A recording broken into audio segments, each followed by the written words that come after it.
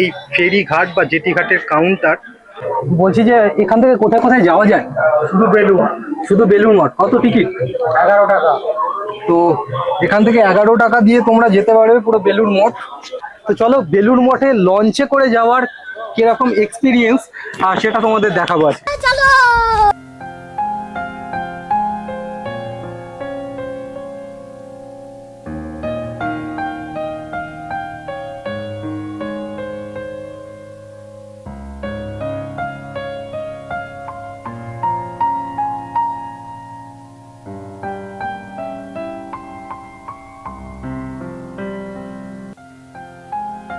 আমরা এখন বেলুড় মঠের উদ্দেশ্যে রওনা দিয়েছি। অ্যাকচুয়ালি বেলুড় মঠ কিন্তু 3টের সময় গেট খুলে যায়, তো ওখানেও কিন্তু 1টার সময় গেট বন্ধ হয়ে যায়।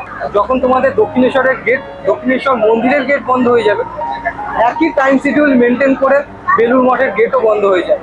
আর ওখানে ভোগের টাইম আছে একটা, 9টা থেকে 10টা এর মধ্যেই ভোগের টাইম। ওখান থেকে ভোগটা ভালো দেওয়া হয় আর একটা কুপনও কাটতে হয়। এখানে লঞ্চে করে বেলুড় মঠে যাওয়ার একটা আলাদাই ফিলিংস। এখানে এই অনবদ্য যে দৃশ্যটা সেটা তোমরা ফিল করতে পারবে।